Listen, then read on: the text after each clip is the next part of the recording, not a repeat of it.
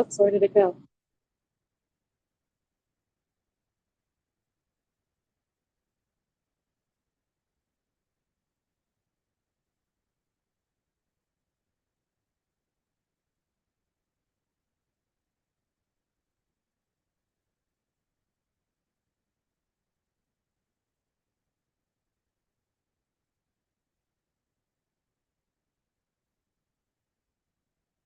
All right.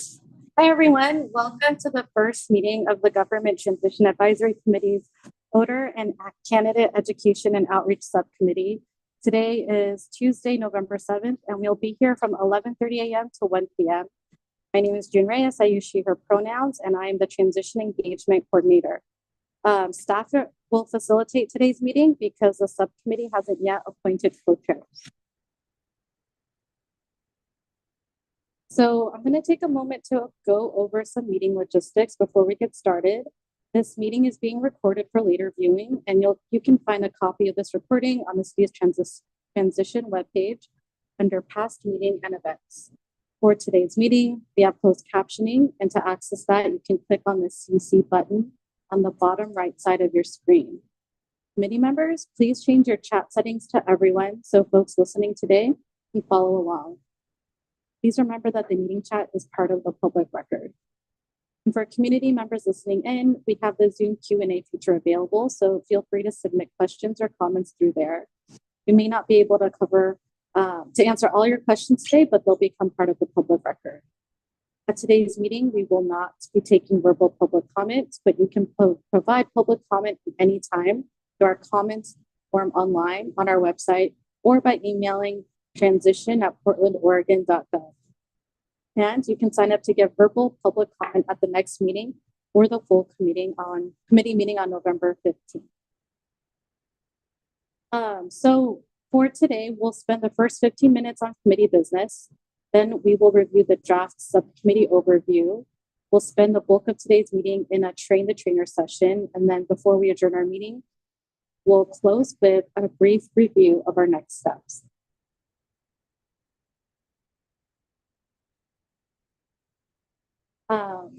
All right. So I think I saw Amy here.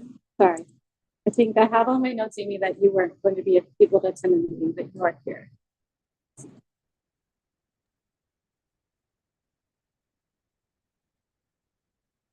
So I think we have everyone here today. And so the first thing we wanted to do was we wanted to hear from you all your interests in participating. So let me do this first.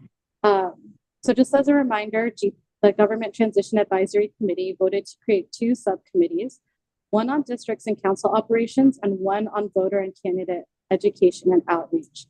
And 8 members have chosen to serve on the district and council operations subcommittee, you'll see on the screen. And then 11 members chose to serve on the voter and candidate education and outreach subcommittee. So I'm just going to kind of go down this list, and I'm hoping that we could hear briefly from each member why you chose to serve on the subcommittee, so that we can all kind of get on the same page about what we'd like to accomplish together. So I'm going to start at the top of the list, and then I'm going to invite Amy Wood and then Bill to go. So go ahead. Great.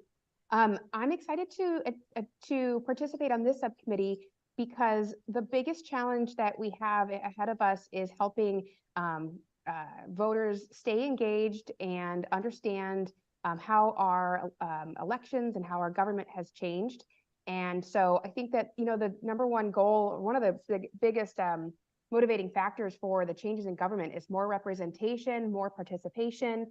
And so in order to get to that end in mind, we have to kind of get through this critical moment of change and bring voters along so that we do achieve that increased participation. Thanks, Amy. Bill, can you unmute and tell us why you're interested in serving in the subcommittee? Certainly, I could not say it better than Amy, but I look at voter education. I mean, that's a major part of what GTAC does. We want to, get the word out about the impending transition in the government. I will add, if there's a perception that the number of individuals on our voter education committee is high, I'm flexible and I'm willing to move to another committee if that were an appropriate sense. But otherwise, I'm looking forward to participating in voter ed. Thanks, Bill. It's not necessary to move to another committee if there's a lot of us. I think as much interest as we have from GTAC, I think it makes the group strong. Okay. All right. So next we have David and then Destiny. Stay on.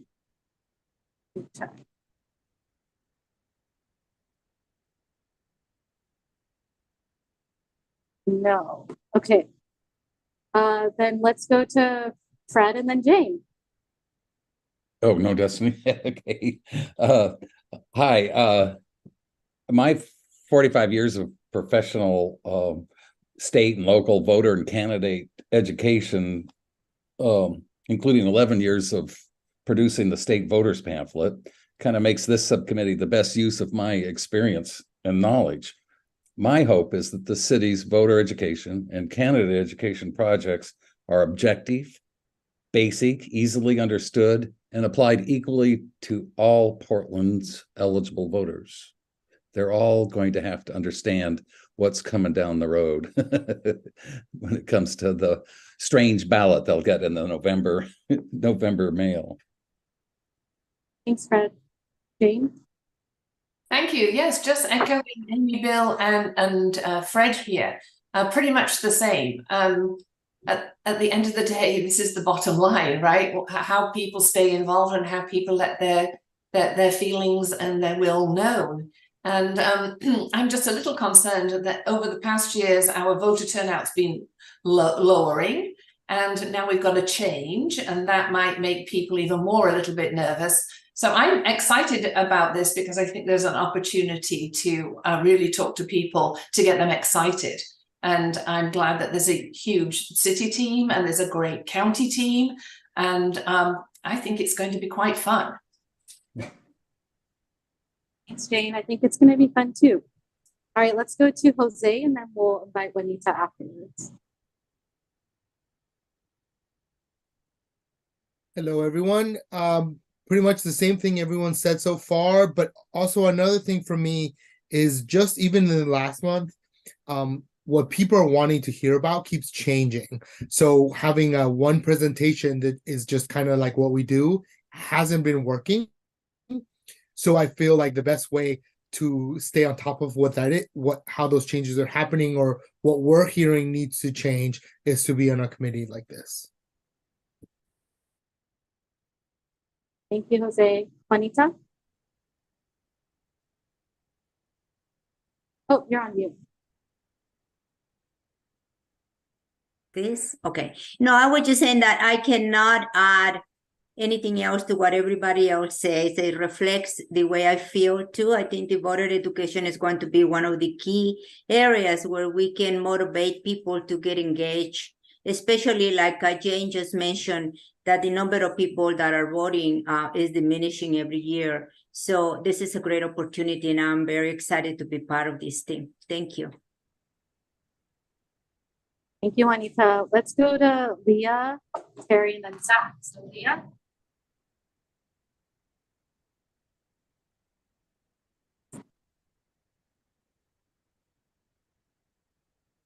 Leah is not here yet. So let's go to Terry.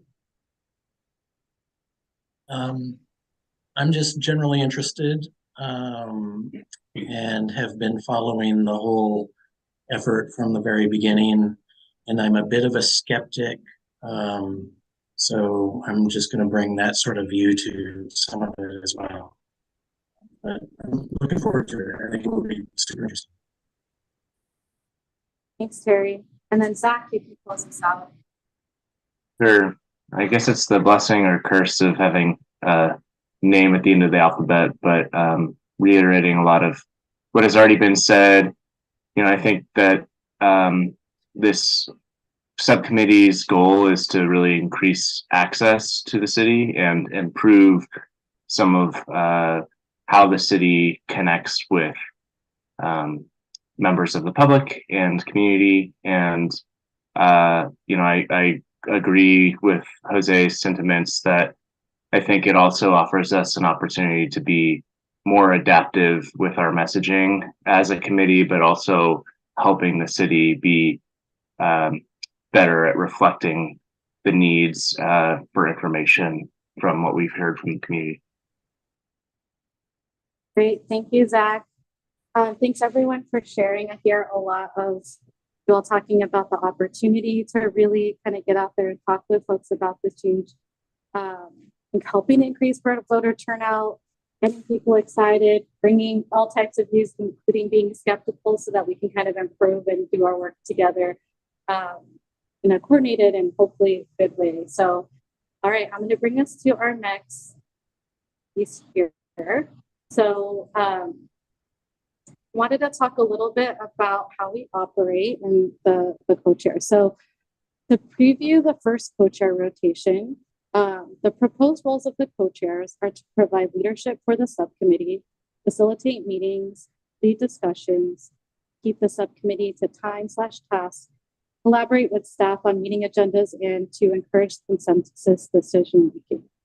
When we first surveyed members about their interest in serving on the subcommittee, 4 people indicated interest in serving as co-chairs. And so what we're recommending is that the subcommittee utilize rotating co-chairs to ensure folks who want to serve can serve. And we'd like to have co-chairs appointed at the next subcommittee.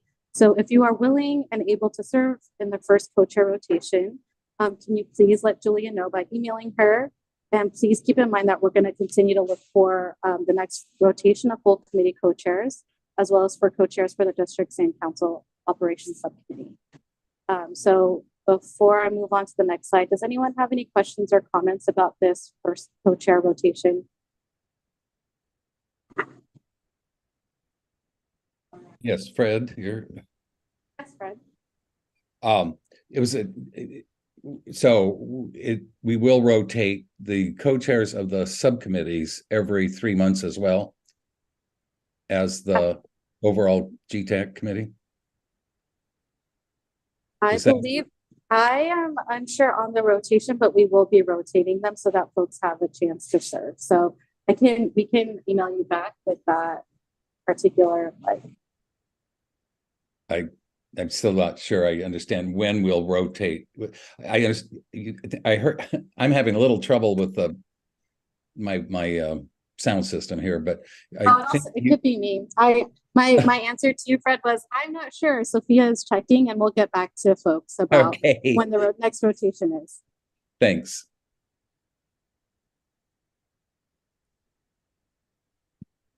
All right. Thanks, everyone. Okay, so now we're gonna do a subcommittee overview. Last week in your meeting materials, we distributed a draft subcommittee overview document and posted it online. And then this document will need to be first approved by the subcommittee and then the full committee. We'll review the document sections and then we'll ask for any questions or proposed revisions to the document.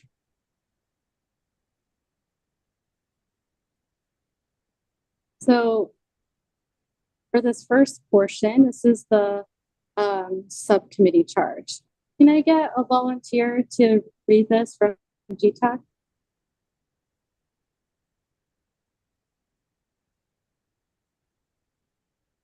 What are you asking to read what's on the screen, June? Correct, yes. Oh, I mean, Bill would be pleased to do it if you'd like. Great, Bill, take it away. Okay, here is our subcommittee charge. The subcommittee is charged with reporting to and developing recommendations for the full committee on voter and candidate education and outreach. Specifically, One, we'll advise on voter education strategy, including co-developing existing channel strategy. Two, advise on voter education budget. Three, review, share, and utilize educational materials related to election methods and form of government to support implementation of the outreach and education plan in a coordinated way across the city. Four, review and advise on proposed changes to elections codes and rules. Five, recommend approaches for candidate training. And six, report feedback from the public about ranked choice voting. And with the full committee's approval, the subcommittee may choose to address additional topics as well.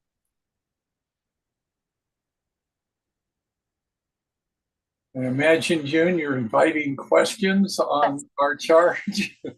Yes, so does anyone have any questions or comments on the subcommittee charge that Bill just read?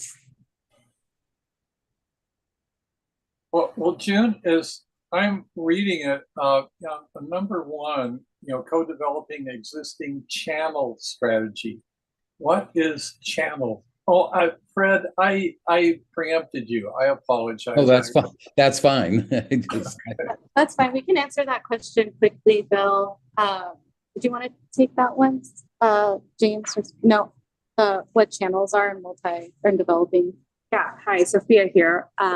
So channels, there's a few different. I don't know if you remember from the full GTAC committee that we had a meeting a couple weeks ago already. The city staff are proposing a three-pronged approach to voter education. So that essentially three different high-level strategies.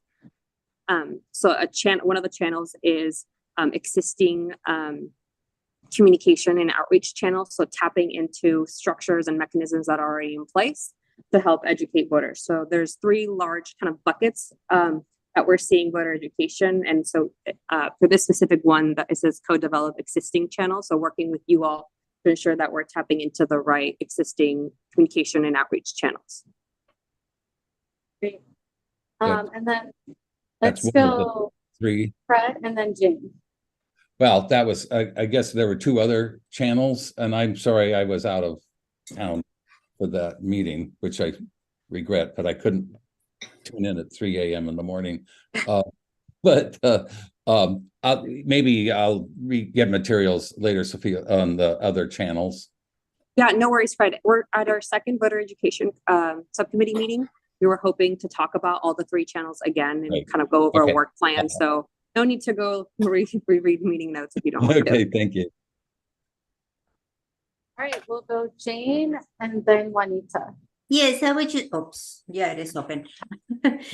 Yes, I would just, the question for clarification is existing channel strategy. I'm assuming that will include all of the counties, strategies, how those will interface with the city and the county and whoever else contractors that the city has for this purpose. Yeah, so that's one of the channels, exactly. Okay, thank you. That's all. All right, Jane. Oh, Jane, you're on mute. Apologize for that. I'm catching it from Juanita. Looking at number 6, report feedback from the public about ranked choice voting. Tell me the thought process behind us gathering that information. What can we do with that? I can take it.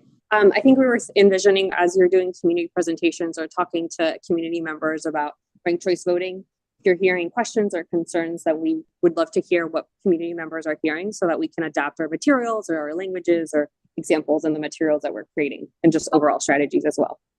Okay, you might just add a couple of extra words to do that, because it might suggest that if we hear something that ranked choice voting is going to change, which it's not. So I mean, so that we can better message, I guess, or better teach people how to do it.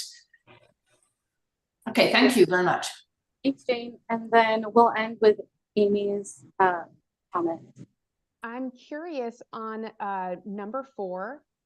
Could you give me an example of how what we learned through the voter outreach, what sort of impact would that possibly be able to have on advising on elections code and rules? So partly that refers to some of the work that we have already done.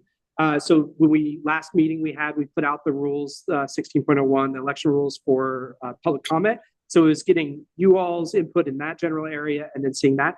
And then we also will be doing some further election code changes before the end of the year that will go before council.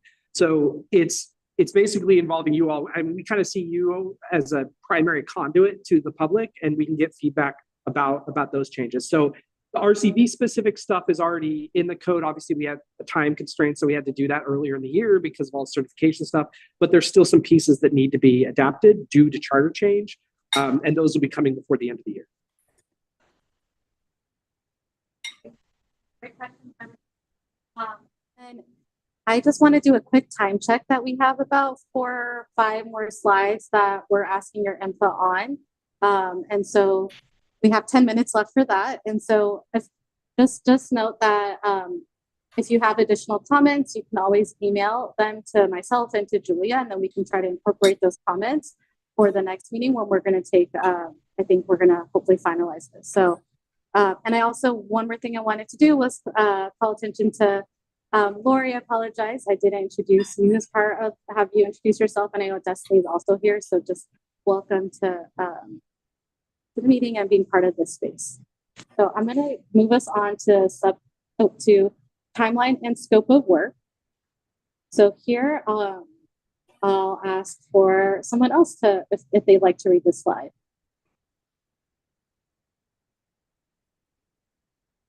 I'd be pleased to do that. Great, thanks, Jane. Timeline and scope of work. We anticipate the subcommittee's work to align with the timeline below. However, the transition is dynamic and nothing prevents the committee from altering the timeline. Bullet point 1, late 2023, voter education strategy and material development. We're in that now. January and February of 2024, the voter education budget. Spring of 2024, candidate training approaches. Summer to November of 2024, review, share, and utilize educational materials. And post-November 2024 election through January of 2025, evaluate the voter education strategy. Great. Thank you, Jane. And so, again, in the interest of moving forward, I'm going to just have us go read through the rest of these, and then we'll take questions or comments of things to change. And if we find that there's nothing that we need to change, then we can actually go ahead and approve this today so that we can bring this to our GTAC meeting on the 15th. So let's move to subcommittee membership. Can we have someone read this one for the group? Fred can. Great. Subcommittee membership. Committee members will comprise voting members of the subcommittee. The committee may engage non-committee members in the work of the subcommittee. Subcommittee members will designate at two members of the subcommittee. Will designate two members of the subcommittee to serve as co-chairs of the subcommittee. Thank you, Fred. So this typo we can fix there. Can someone read this next slide, meeting frequency? Good. Meeting frequency, terms of service. Subcommittee members are appointed for 14-month terms from November 2023 to January 2025. The committee creates and may dissolve subcommittees. Attendance. The subcommittee will meet no less than monthly. In the interest of maintaining continuity in discussions, members commit to attending all meetings unless they are prevented from doing so by reasonable excuse. Subcommittee members will notify staff ahead of meetings if they are unable to attend and will read materials on information presented deliberations, and outcomes of the meeting. Great, thank you, Amy. All right, everyone knows my next question. Who would like to read this? I can read that. This is Juanita. Voting and decision making. The quorum for the subcommittee is a simple majority of the number of subcommittee members. Only committee members may vote. Subcommittees require a simple majority to conduct business. Subcommittees will use modified consensus decision making. The consensus cannot be reached. The affirmative vote of a simple majority of those present, 50% plus one, will prevail, and a roll call vote will be taken with minutes reflecting each member's position. Absentee and proxy voting is prohibited. And so we are proposing that the subcommittee commits itself to working agreements as a full committee, and I won't read those since we all know them already. And then we have the last two slides here. So I will take this one, and someone think who wants. Oh, actually, no, Jose, your hand is up. Does that mean you have a question, or you would like to read this slide? I can read this slide, but I do have a question at the end. Okay, great. Additional roles and responsibilities. Chair. Co-chairs will be selected to provide leadership for the subcommittee. The chairs facilitate meetings, lead discussions, and keep the subcommittee to time task, collaborate with staff on meetings agendas, and encourage consensus decision-making. Chairs may rotate. City staff. Staff will support subcommittee meetings, including scheduling and hosting meetings. Staff will also provide expertise and information as needed to support the subcommittee's discussions and deliberations. Thank you, Jose, and we'll hold your we'll put you in the question queue for the after this last slide. Great, and in terms of accountability, can I get one last person to read this for us?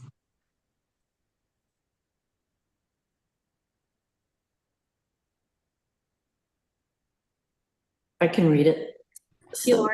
For accountability, all subcommittee meetings and materials will be available and accessible to the public, and appropriate notice will be given of the time, place, and agenda of each meeting. Subcommittee meetings will be recorded and posted online. Subcommittee members are considered public officials under Oregon law and are responsible for complying with provisions in Oregon law. And third, in addition to the public comment received at full committee meetings, the subcommittee may take verbal and written public comment. All right, thank you all. So right now we're going to do questions and proposed revisions to the subcommittee overview. And then we'll see if we can get consensus on some of these changes and this subcommittee overview. So I think we had, let's do Fred, Lori, and then Jose. So Fred? No, my question was on the channel strategy.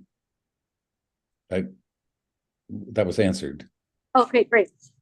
Sorry, I think your hand is still up, so I got a little bit confused. Let's go Lori and then Jose. My question was around decision-making authority of the subcommittee relative to GTAC. Is it clear what the subcommittee can decide and propose relative to what they need to bring back to GTAC for approval or recommendation? And I don't have an answer for that. I just wondered if that was clear. Yeah, for the subcommittee, the subcommittee can vote with a majority to bring a recommendation to the full committee, and then the full committee would then vote if we're going to sort of operationalize that recommendation. So all the decisions will still need to kind of go through to GTAC.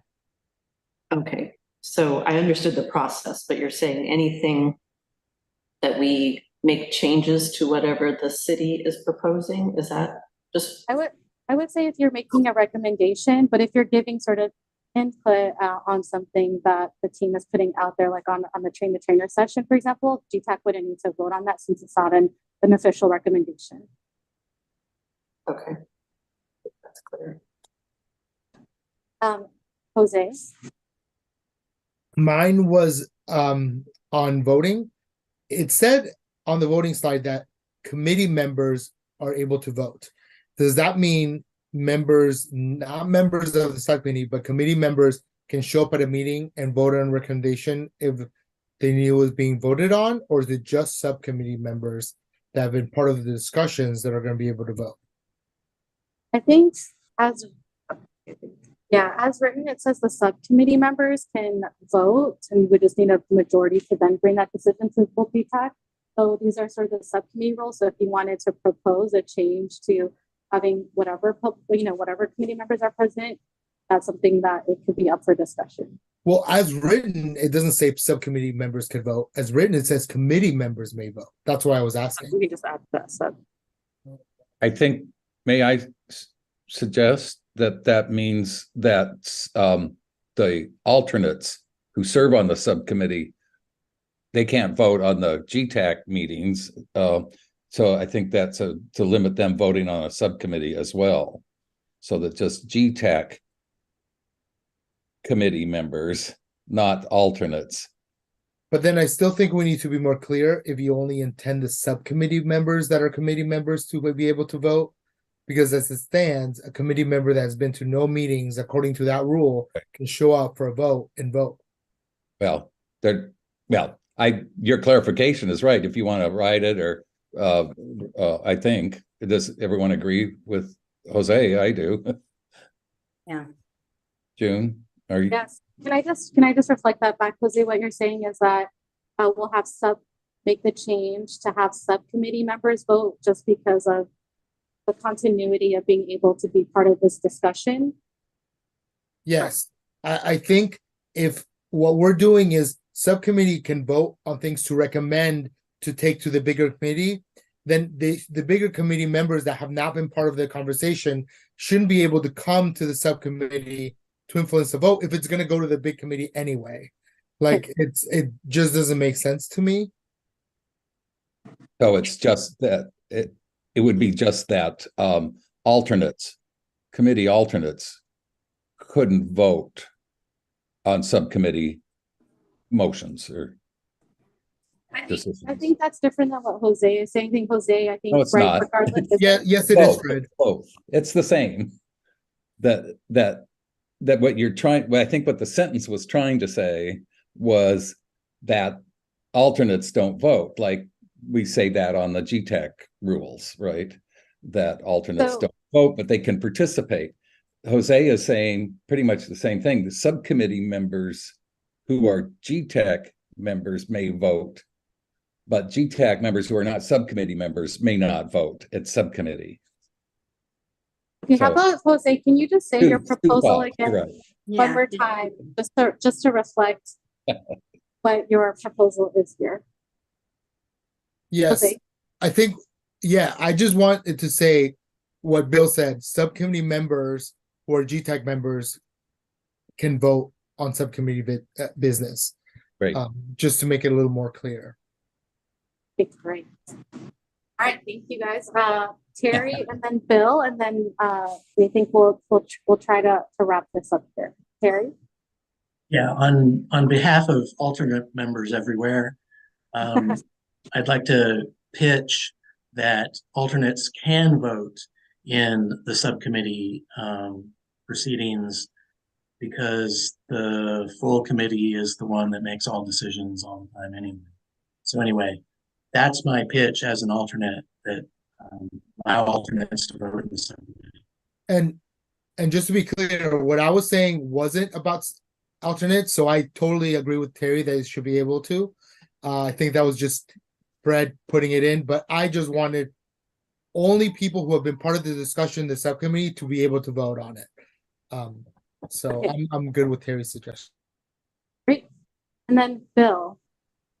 I want to ask, what is the audience for what we've just reviewed? If it's for us and for GTAC, it sounds good. If portions of this are what we would plan to present in meetings in voter education, I'm wondering whether we could shorten some of the sentences, because some of the sentences are rather long.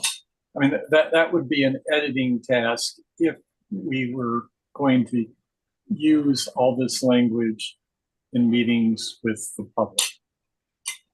This is this document is for GTAC subcommittee and for GTAC to be able to kind of guide your work and sort of decision making and make that transparent and clear.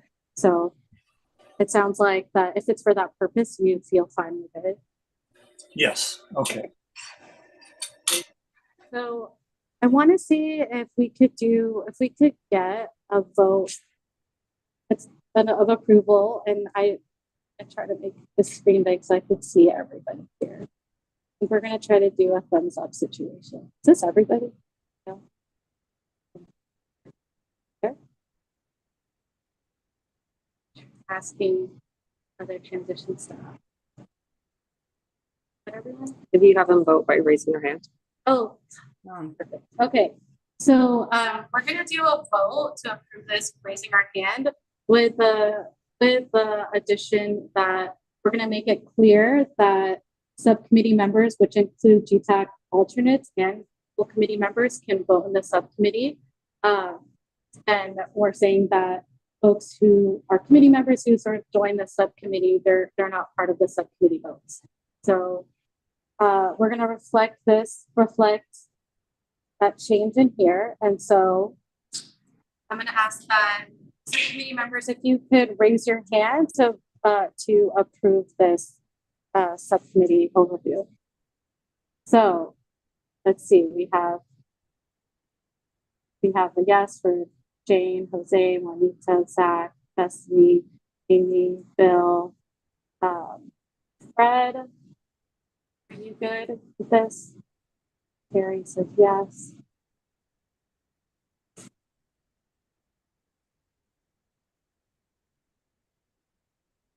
Got everyone?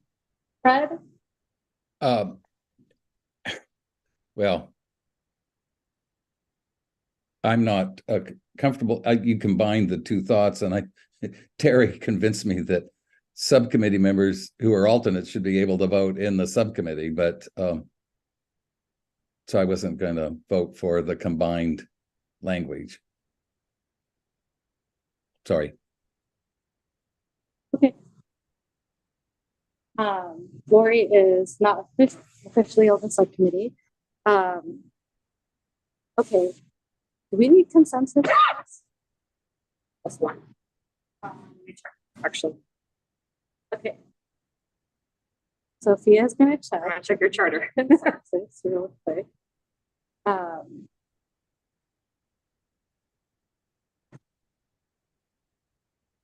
Bill, did we get you? What was your vote in favor?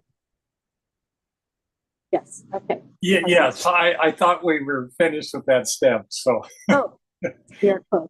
And I'll parenthetically say, if it becomes an issue about alternates voting, I'm very comfortable that everyone is given the alternates a voice, and that's good. So I'm flexible, definitely flexible on that one.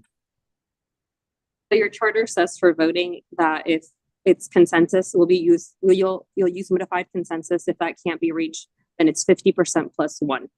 Okay, so we'll move forward with this the subcommittee overview draft that we have. So thank you everyone for being part of this. I will acknowledge that we are behind time just a little bit, so I want to speed things up here and kind of bring us to our next piece, which is the train the trainer session.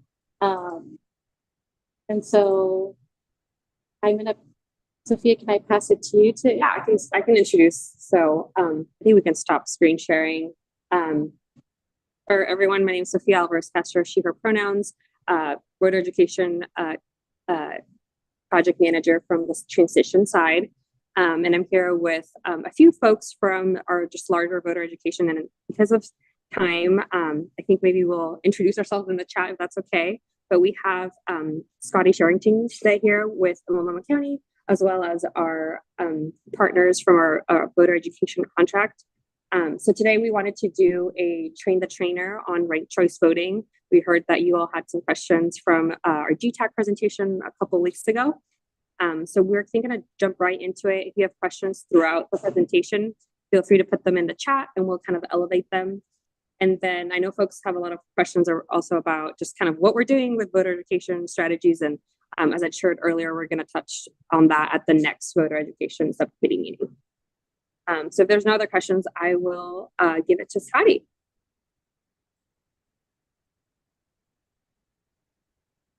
Good morning, everyone. Hi again, everyone. It's nice to see you. My name is Scotty Sherrington. I use they and them as my pronouns. I work with Multnomah County Elections as the voter education outreach lead.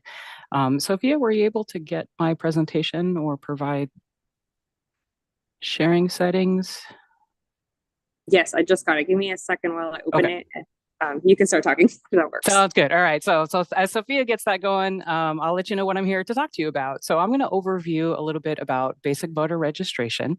I know a lot of you folks are going to be out in community talking to potential voters. So we wanted to provide you with some basics on voter registration and elections so that you can answer those questions to help voters be successful in casting their ballot.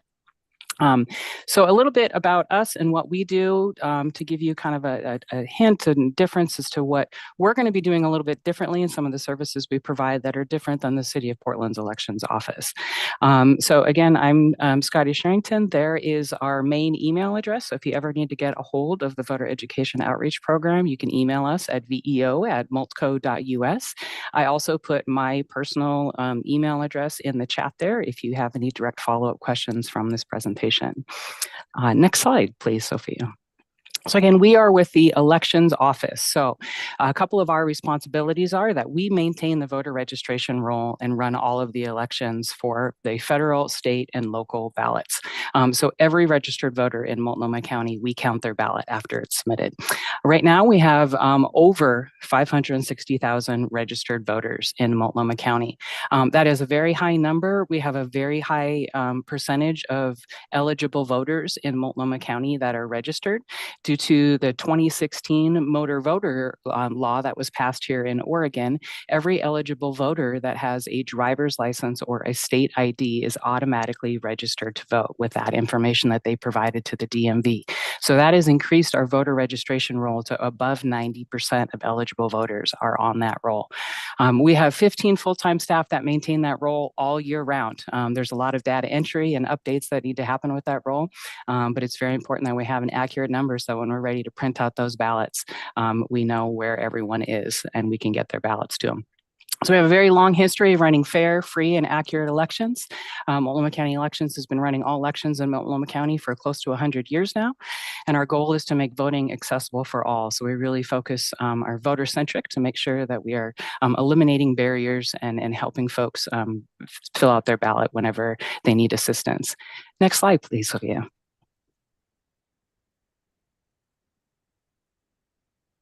Sorry, it's a little slow. It's coming. All right, thank you. So who can vote, right? Who is eligible to vote?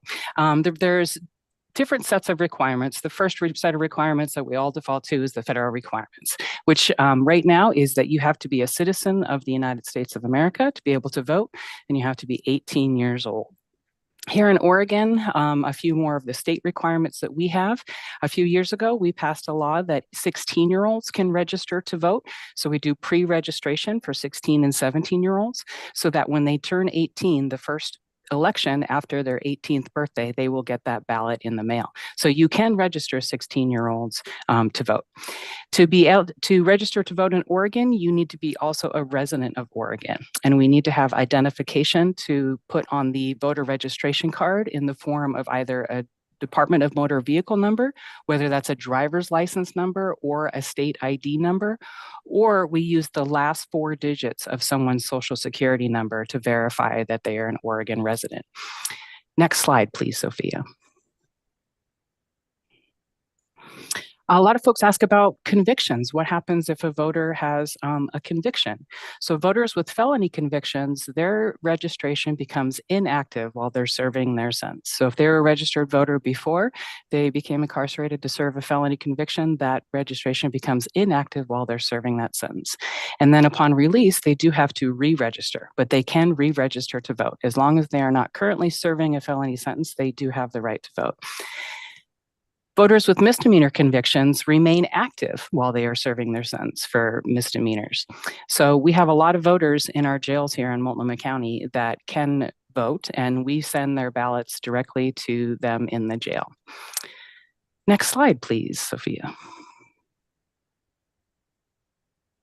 Voters experiencing homelessness. I know we had a question about this the first time I met you folks.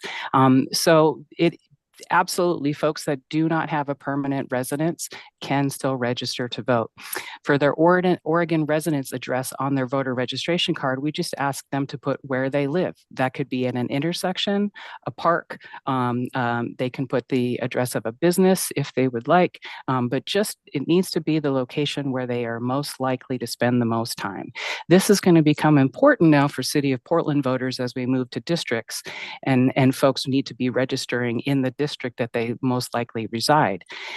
That can be a whole myriad of things, and one of the initiatives we work on is working with service partners that are helping out and serving on different levels of service for folks experiencing homelessness to provide voter registration and ballot collection services.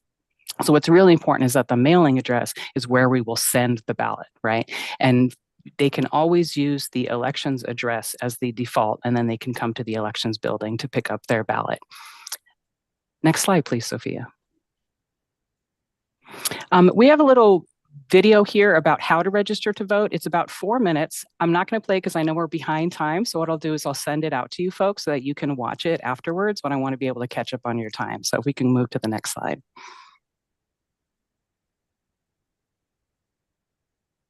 Here's a sample of the Oregon voter registration card. Now, what's really important is that these are the only cards that we are allowed to actually put into the system. So sometimes you will see a voter registration card from another party that is doing voter registration drives. And those, if they are not certified by the Oregon Secretary of State, we cannot utilize those cards. So these are the cards that you would want to use if you were going to be doing voter registration in your contacts. You can always come down to the elections building and pick up Oregon voter registration cards. We have them in both English and Spanish as cards that you can get from us. We also have PDFs of all of these registration cards in our supported languages on our website, and that includes Spanish, Chinese, Vietnamese, Russian, Ukrainian, and Somali. What's really important is that you see that barcode at the top. That means that it's official and that it helps us in our data entry. All the information that we just talked about is really important, that it is eligible on this card. And one of the things that is most important is that the signature is you're able to read it, right? And so if you are going to be handing out voter registration cards, as part of your responsibility is to view them and make sure that it's readable before you pass it along to us. Next slide, please, Sophia. Few do's and don'ts of voter registration drive. So we're kind of training you as if you're doing a drive, but we know that really you're having kind of one-on-one contact with voters, or you're going to community groups that also may be doing drives. So we wanted to review a few of the things that you can do and that you can't do. So we always ask that you use blue or black ink on voter registration cards. Any other color than that really inactivates the card, and we won't be able to register it. Make sure that they provide a driver's license, ID, or social security number. That is also a really important piece. If that is not there, we can't register the card. And cards do need to be returned to us within 5 calendar days. So it's important not to sit on those cards. If you sit with them for longer than those 5 days, then we cannot enter them. And a couple of the really big don'ts about if you're going to be helping with voter registration. You cannot alter the card in any way for the voter after they have given it to you. You also cannot coerce or direct a voter to choose a certain political party. And you cannot keep a copy of the voter registration card for your own usage. Next slide, please, Sophia. Let's stop there and see if there's any questions about voter registration.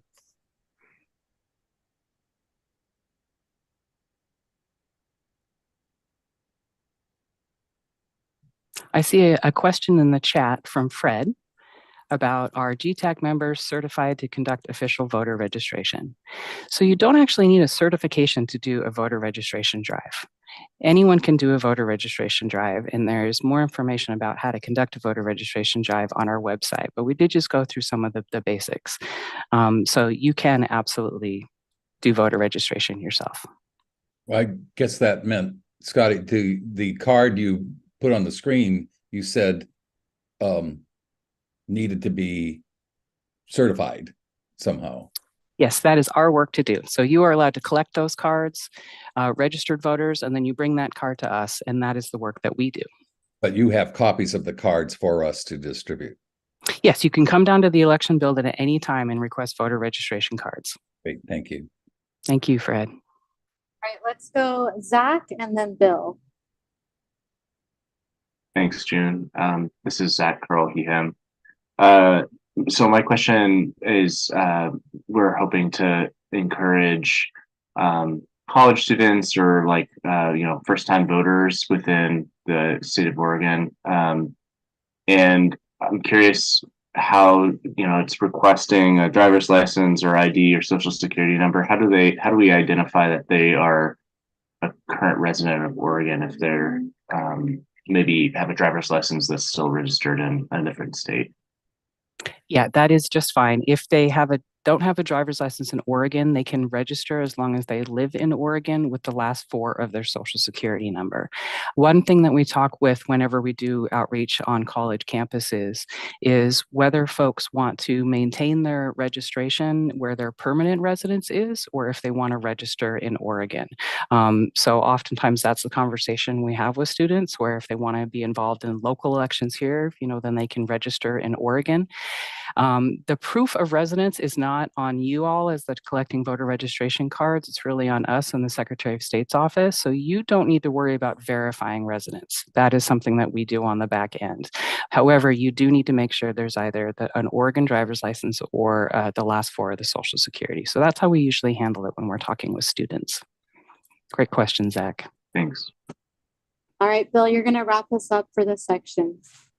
Scotty, could you elaborate on the requirement to return the voter registration card within 5 days? Say, if I pick it up, I go to a meeting a couple days later, distribute them. I mean, when does the 5 days start to run? The date that the voter or the resident puts on the card, or can you elaborate on that requirement? Yeah, usually we say the date that you're running your event, right? So the date that you get the card signed by the voter. Within 5 calendar days of that card being signed, or you're hosting your event, or however you want to calculate that, we need to have the card to our office. So it's within 5 calendar days of that voter signing the card. Destiny, I see your hand up. Do we have time for one last question? Yes, I think so. Okay. Sophia says yes. Destiny. If we host an event, can the people take the card, register themselves, and return it whenever, since they're registering for themselves? Absolutely, Destiny. Yes. The voter registration cards that we provide fold in half, have a little sticky on them so the voter can mail it directly to their county. It also has a list of all of the county elections office on it. So if you happen to get, you absolutely can give registration cards to voters in Multnomah County that live in other counties, and then they can just mail that card directly to their county elections office to be entered. It's really just, if you're the one collecting the cards, the responsibility is to make sure that you don't leave them in your trunk, you don't put them by, the kitchen table in a pile, that you get them back to our office after you've collected them. All right, Scotty, I think we're good to continue. Great. So I want to check on time, June, real quick, because I do have more that I was going to talk about ballots themselves and elections, but I could also skip that and come back next time and talk more about ballot collections and elections. I just really wanted to make sure folks had the basics of voter registration today.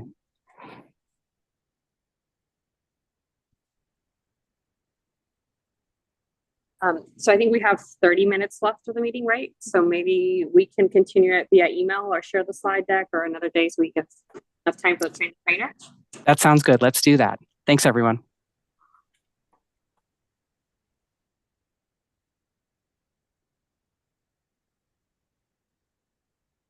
Okay, so I'm now going to pass it to Grace Aranci and Samantha Gladu for the Train the Trainer. Right. Hello, folks. My name is Grace Ramsey. I'm the co-director of Democracy Rising. I met you, many of you, a few weeks back when I was in town. I've been educating voters and folks across the country about ranked choice voting for about 10 years.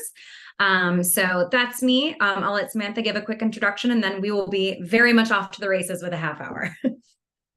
Hey everyone, Samantha Glad, she, they pronouns. I'm working alongside Grace and also have experience with voter education in Oregon. So really excited to see how you receive this slide deck. I'm looking forward to input from you. We'll be able to circulate this slide deck and speaker's notes afterward.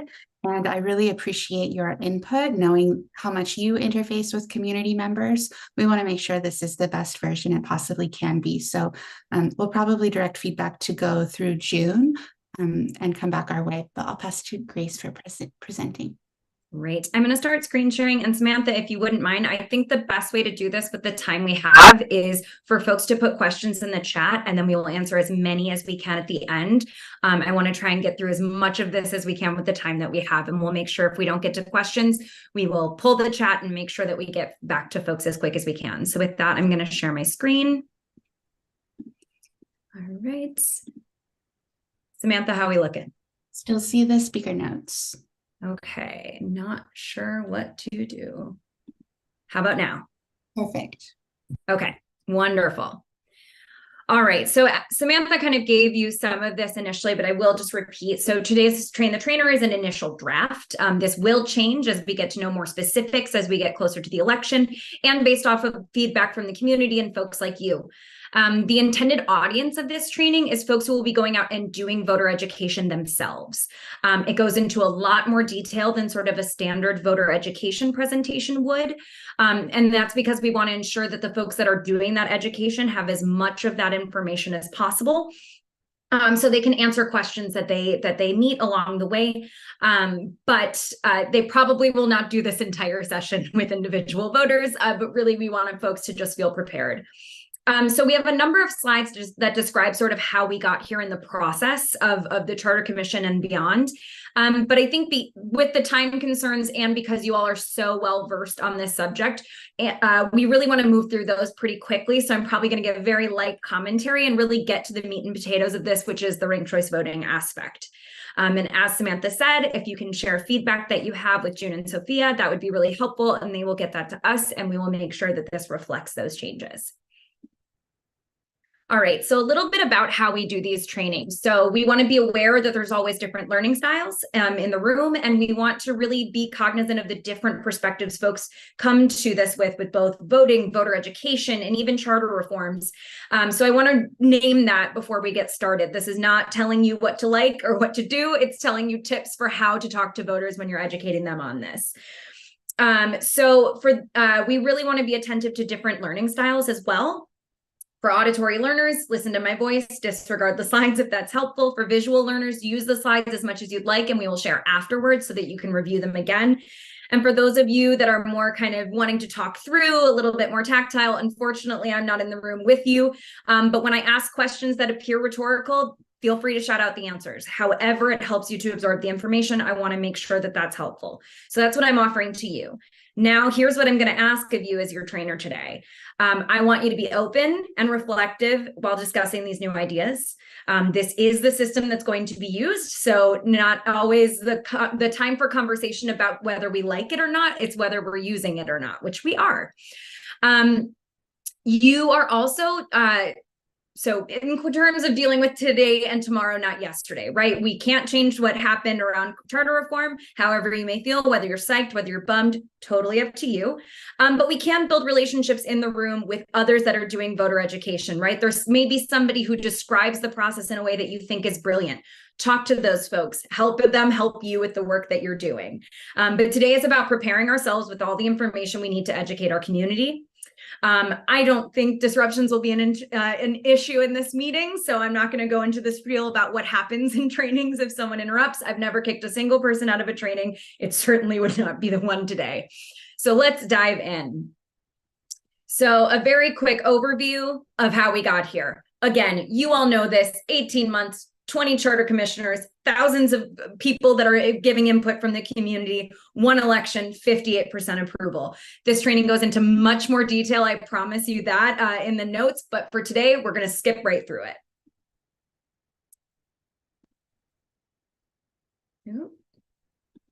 There we go. All right, so this is talking about the changes. Obviously, we know kind of the key ones, but first, creating 4 new geographic districts with 3 members elected to represent each district. This expands city council to 12 members.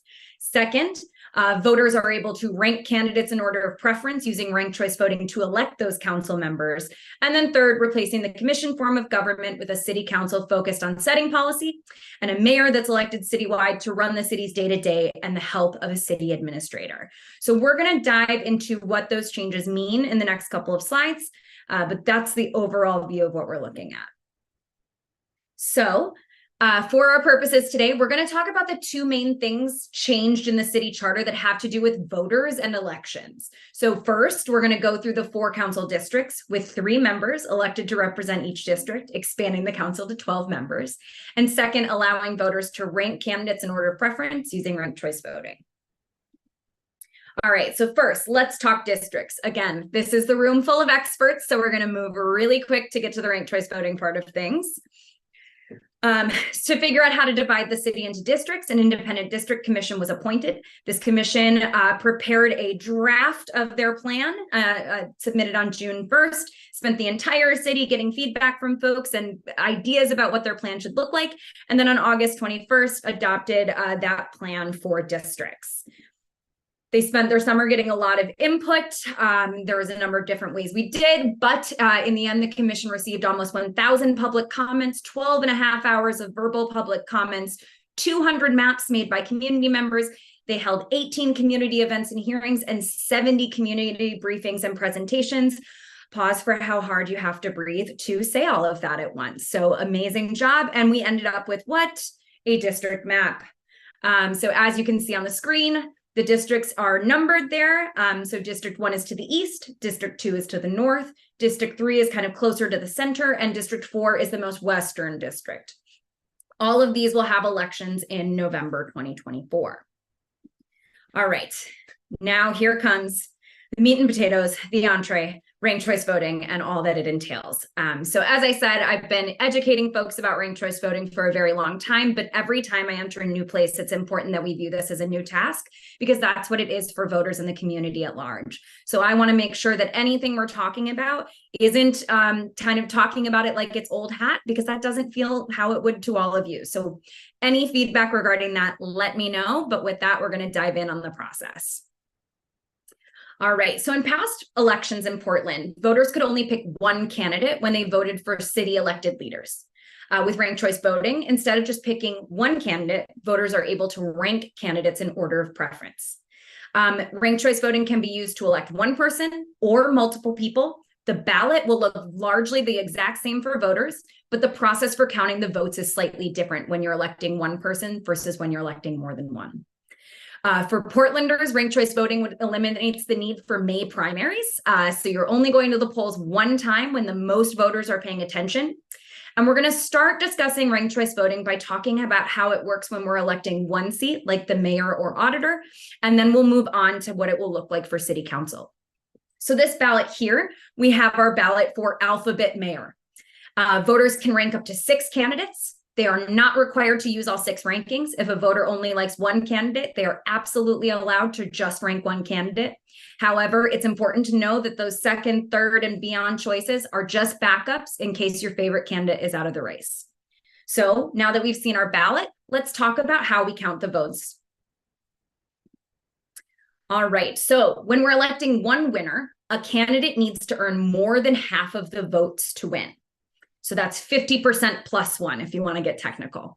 That is the smallest number of votes that only one candidate can get, but 2 candidates cannot. If 2 candidates have more than 50%, that means we have more than 100% of the votes and something has gone terribly wrong, right? Only one candidate can earn more than 50%. This will be a little bit different when we're talking about electing more than one person, but right now we're going to just focus on electing one person, like the mayor or like the auditor.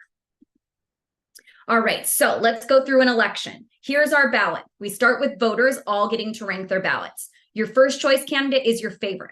On this ballot here, let's see, somebody really liked candidate D. Maybe they have a candidate D yard sign. Maybe they donated to their campaign. Either way, they really want candidate D to be elected. But they decided if they can't have candidate D, then their backup choice is candidate E. And then their backup choice is candidate B, and so on. Once all the voters have had the chance to rank their ballot, we can figure out who our winner is. So we start by only looking at voters' first choices. None of the backup choices matter at this point. And we start by asking, does anyone have enough votes to be elected? Does anyone have more than half of the votes? In this scenario, anybody off mute and want to answer? An overwhelming yes. I heard all of you saying it in your heads. Thank you for participating. So sometimes this will happen where we have a candidate that really performed well. Maybe they really reached out to a ton of voters. Whatever the cause may be, this candidate earned more than half of the votes just on first choices. We don't have to do anything else. We're all done. But let's be honest, that's usually not how things go when there's competitive elections and a lot of people running like we may see in 2024. So let's look at a scenario where that doesn't happen and we have no clear winner to start with. Ooh, so here we have a much closer race, right? No one has reached the 50% mark, that dotted line up there. In this example, we see candidate A and candidate B are neck and neck. They're really close. If no candidate has enough votes to win, then we eliminate the candidate with the fewest votes. Here, that would be candidate H. And the voters that rank that candidate as a first choice would instantly have their vote go to their next choice. So we eliminate the candidate in last place, which was candidate H, and the voters who rank candidate H first have their vote go to their next choice. It seems like a lot of these voters preferred candidate B and candidate C. And actually, candidate B took the lead now. But do any of our candidates have enough votes to win? No, I see Samantha shaking her head. She's so sad, but we're going to keep going and we will find a winner, Samantha. So we repeat this process. The candidate with the next fewest votes is candidate G. Heard all of you. So now we eliminate that candidate and those voters once again instantly have their vote go to their next choice. We're going to move a little faster until we find our winner here. So we keep going, right? It's a really close race. When we eliminate candidate G, their voters gravitated toward candidate A, and they actually take the lead again. But it doesn't matter if you take the lead if you don't have more than 50%, right? You haven't found a winner yet. We're going to keep going and repeat this process. And now the candidate with the fewest votes is candidate F. A lot happening here. It's coming down to the wire. Seems like candidate D and candidate F have a lot in common because all of candidate F's voters had candidate D as their next choice. In fact, this put candidate D ahead of candidate C. We have all kinds of things happening, but we still don't have a winner. All right, so now we're down to just a few. And we're really excited because when we eliminate candidate E, their voters felt really strongly about candidate B, and we've had them go into the lead yet again, but we still don't have a winner. So we're going to have to do one more round. All right, candidate with the fewest votes is actually candidate C. And so we're going to eliminate candidate C and see how their voters feel. Wow. So candidate C's voters had actually, they were all over the place with their next choice, but enough of them ranked candidate B and their next choice was candidate B, and that put them over the line. So we have our winner, candidate B won. We started off with a really close race. And after several rounds of counting, we built consensus around the one candidate that was going to win that seat as our alphabet mayor, and it ended up being B. All right. I am sure there may be questions. That was an involved process. We will get to them at the end, I promise, but I don't want to neglect our city council races, so I'm going to keep moving right along. But baseline is, if no one has enough votes to win, we eliminate the candidate with the fewest votes. Those voters have their vote go to their next choice right away. And we keep going through that process until someone has enough votes to be elected, until someone has more than half of the votes. So how does this work for our city council, right? If we're using ranked choice voting to elect more than one person. So as we said before, when electing one winner, a candidate needs to earn more than half of the vote. So more than 50% to win, because that is the smallest amount that only one person can get that two people can't. This keeps going as we add more seats to be elected. So for 3 winners, it's going to be just over a quarter of the vote, so 25% plus 1, because only 3 people can earn more than 25%, right? If we have 4 people with more than 25%, again, we've gone over 100% and something went wrong. We don't have the numbers that we need to know that every voter is represented. Something went crazy here. So we are going to focus on that 25% plus 1 for our 3 winners.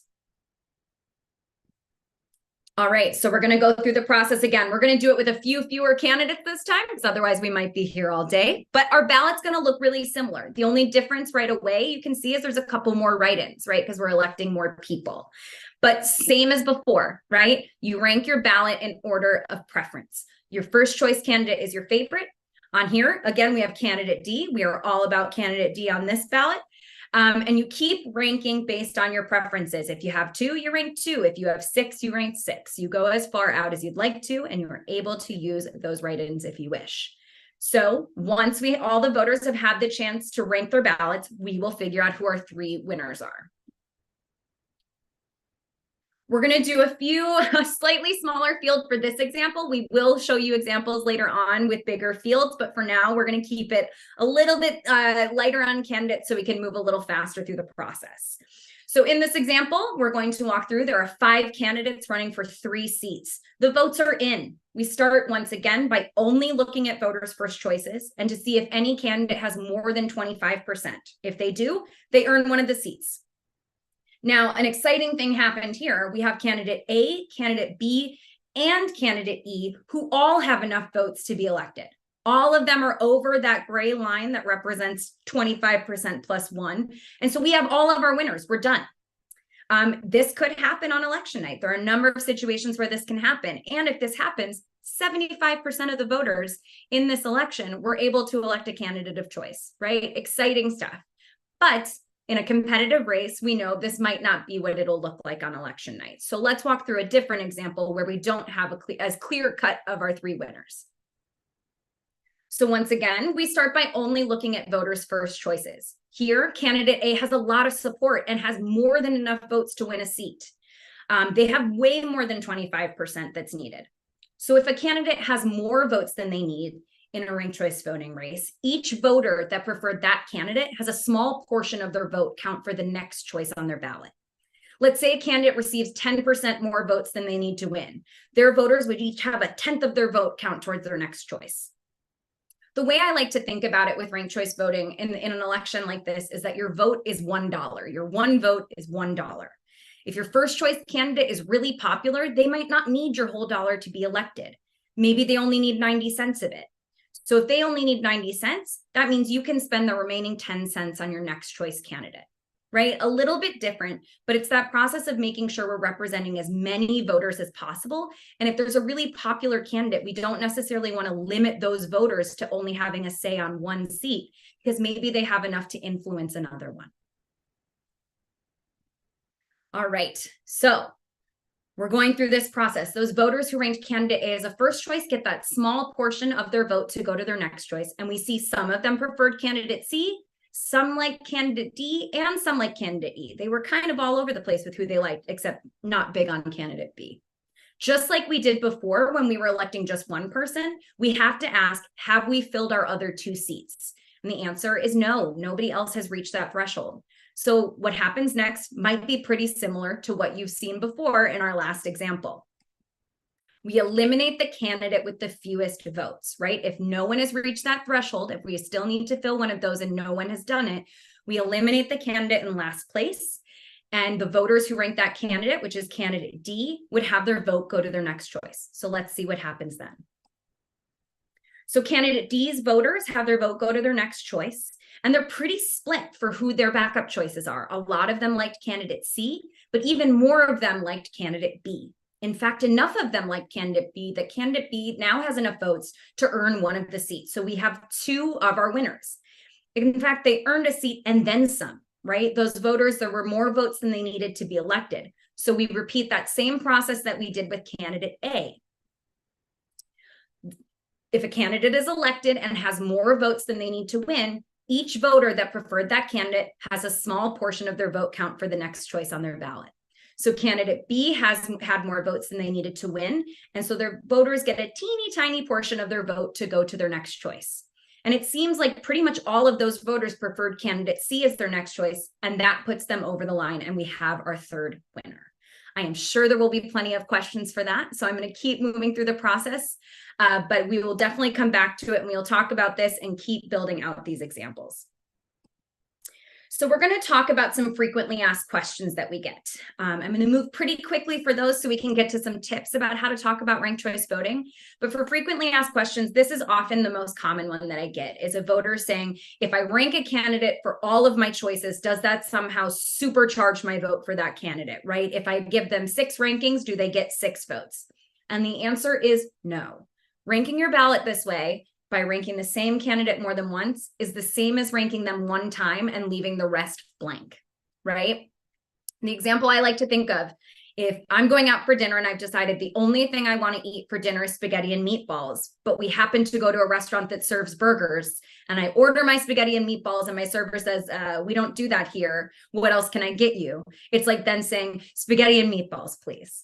And then they ask again, and I say spaghetti and meatballs, please. If it's not on the ballot, this voter's ballot has nowhere to go if their favorite candidate is eliminated. So ranking your vote this way is okay. It usually, in most places I've worked, does not cause a voter error, or the ballot won't be rejected. But we want to make sure voters are educated about what they're doing when they make this choice. And we want to make sure they understand this is basically ranking a first choice and leaving the rest blank. All right, how many candidates do I rank? Do I have to use every ranking? This is a pretty common question with a very easy answer. You can rank up to 6 candidates, as many or as few as you'd like, and those second and third and beyond choices are just backups in case your favorite candidate can't win. All right, here's a fun one. So this is an error that a voter would make, and this is actually an error in any election. So it's important that we know this, even if it feels a little different with ranked choice voting. So this person just thinks candidate B, D, F, and G are all fabulous. They like them all. And so they've decided they're all my first choice, and I'll have a couple backup choices. So the incredibly important and difficult job of election administrators is to understand a voter's intent, right? That's the key, is what did the voter intend to do? And if that's unclear, we can't make that, or they can't make that choice for them. I'm certainly not an election administrator. But we can't split this vote into 4 pieces and give a little bit to each of these candidates. And so if this were a voter's ballot, it would not be able to count because we can't clearly understand their intent, and we never want to assume. This is called an overvote. It would be the same in any other election, right? This would be the same if you were voting for US Senator and you wanted to pick 3 candidates, same thing. With ranked choice voting, while we want to be clear that you're able to rank your choices and your preferences, you do need to play favorites. You can only have 1 first choice, 1 second choice, 1 third choice, and so on.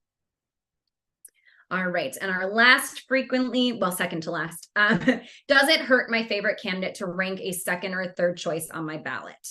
That is a great question, and we get it really often. And the simple answer is no.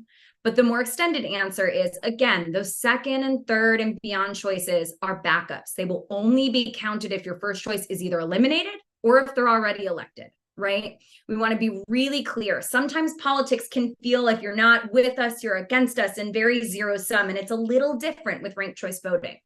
Having those backup choices means your vote does as much as possible to make sure your voice is heard. It is up to you how much you want to give it that kind of breadth of opinion and give it more options to work for you. That is totally up to the voter. We just want you to know you have the option, and you're not going to hurt your favorite candidate by using those backup choices. The last one, we will be very quick, is you can see this voter ranked candidate D as a first choice and candidate C as a last choice.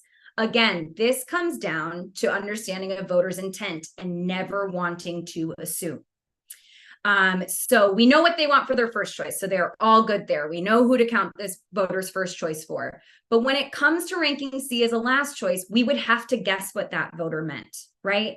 Maybe they're saying is, I love candidate D, and I guess if I have to pick somebody else, I'll pick candidate C. Or it could mean candidate D is my favorite and I cannot stand candidate C and they're my least favorite, right? We can't make that assessment for the voter. So if you skip more than 1 ranking, we'll assume that you are finished making your decisions and we won't make assumptions for you. All right, quickly, because we only have 6 minutes.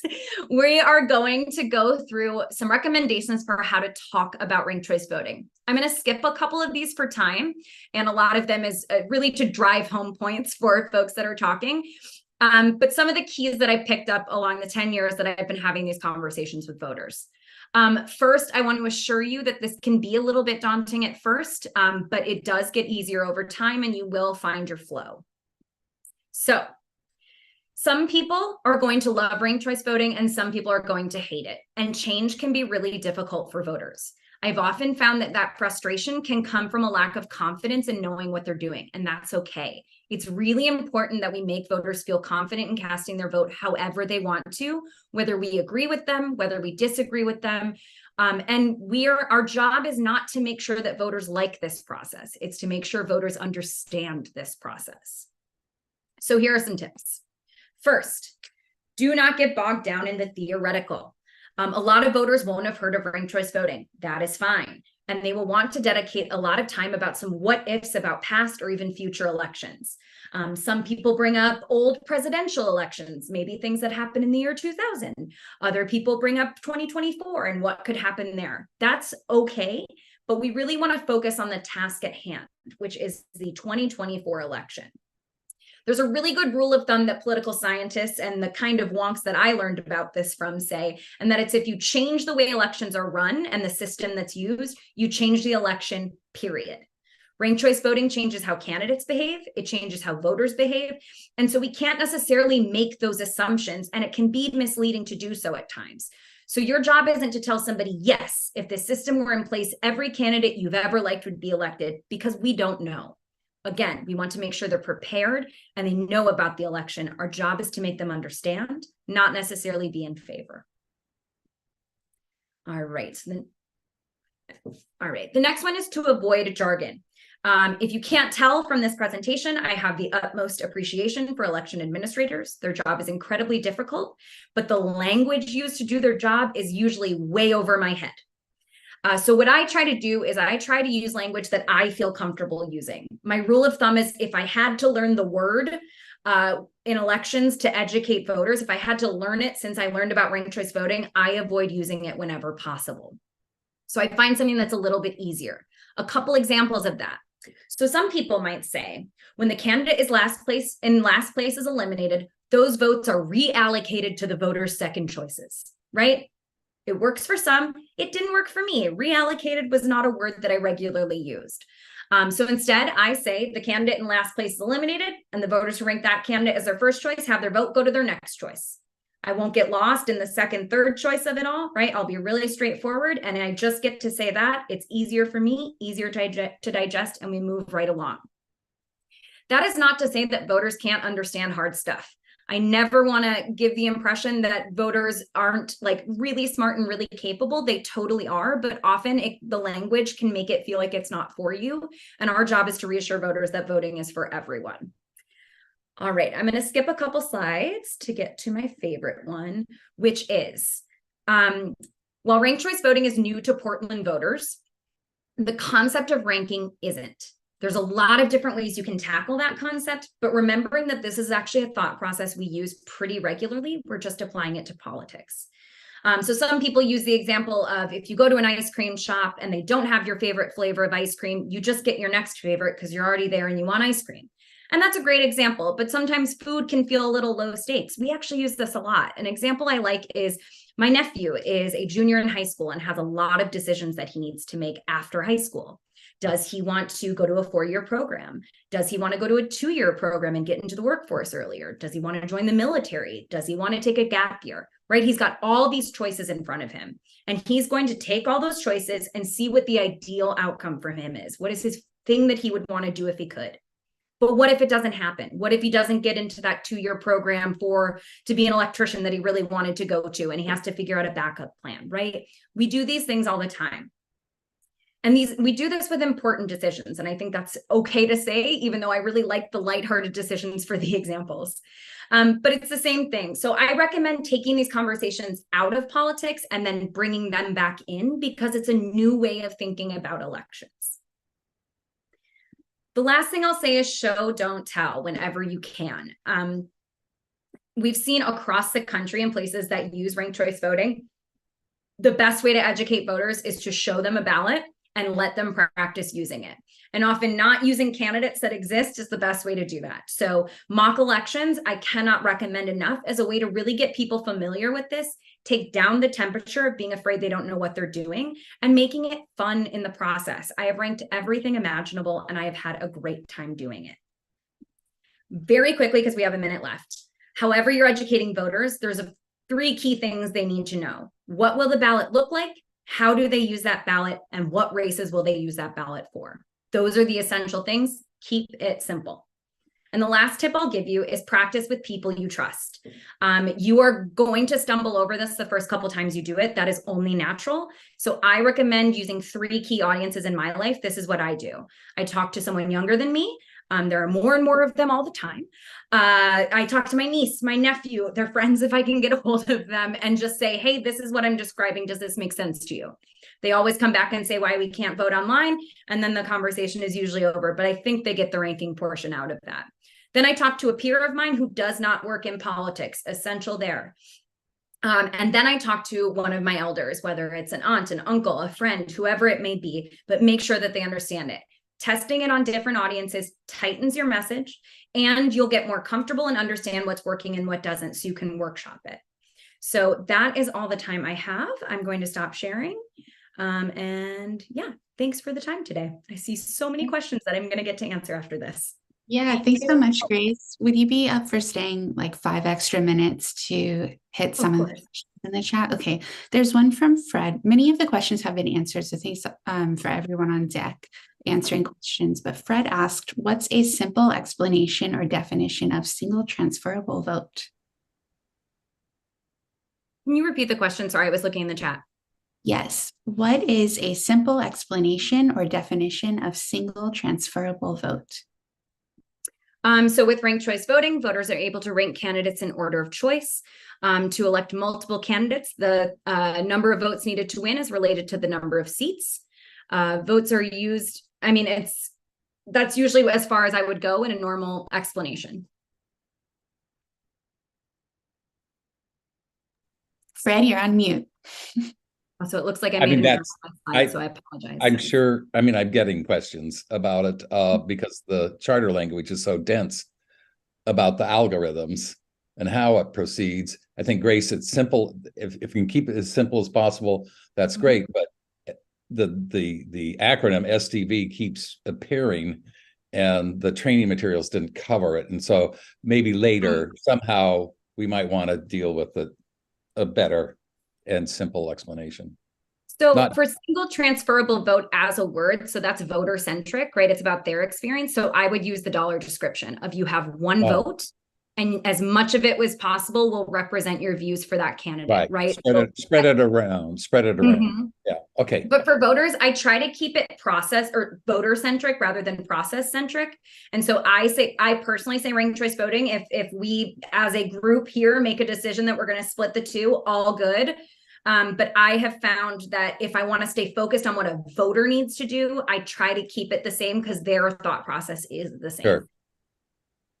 Thank you. Thank you.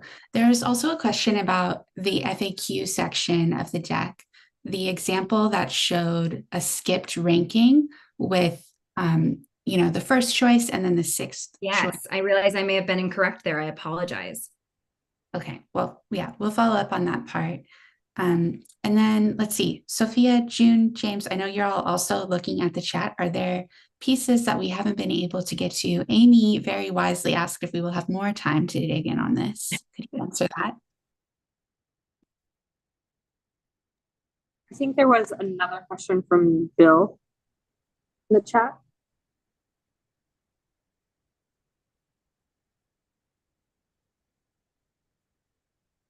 Could you read it if you know what it is? Yeah, sorry. Hold on, there's another one. Bill asked at 102, am I correct that as one goes through the process of transferring votes, at later stages, some selections will be second choice, but others will be third choice? Yeah, so that's why I say next. It simplifies the process for me. So if I'm a voter, I know if that candidate that if it's let's say my first choice candidate was eliminated and I'm with my second choice candidate and they're eliminated, it's going to go to my third choice. But because it's not true for everyone, it's a really easy place to get lost. And oftentimes what we need to do with voters is be confident in how we're talking about this and that it's going to be totally fine. Your ballot is going to do exactly what you meant for it to do.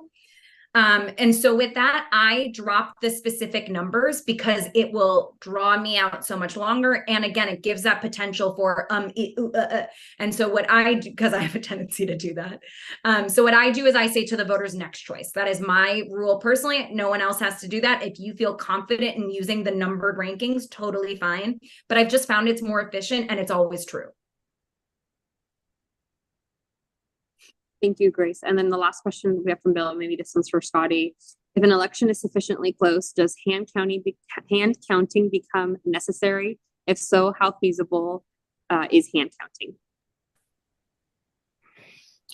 It's not necessarily about sufficiently close, but there is certain matrices and it's all in the code. And if hand counting is feasible, it doesn't matter if it's feasible or not, we'll do it. You know, that's why we're bringing all the ballots into the same place so that we have everything here. And if we get to that point, then we can just move ahead and it doesn't make it more complicated to do it in 3 different buildings. So that's how we're hoping to handle it, Bill. Keep your fingers crossed we don't have to hand count.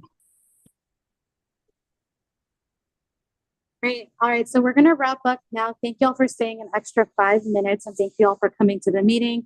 Our next voter education meeting is going to be November 29th from 4 to 5:30. You all should have received a panelist invite. And because this is also fresh in your minds, I'm hoping you can just maybe take a few minutes when we end this meeting, think about what worked, what was confusing or missing, and what could be improved about this, since y'all will also hopefully be helping to give some of this voter education out there. We're hoping that the next meeting will also carve out some time to be able to do a bit more Q&A. And also learn more about the voter education strategy. So we will also send out the slides out for today so that you can have them for, I think some folks have an upcoming presentation. And I think with that, we are good. So thank you all again for coming. And Grace, that was an amazing presentation. Lightning speed. Thanks again.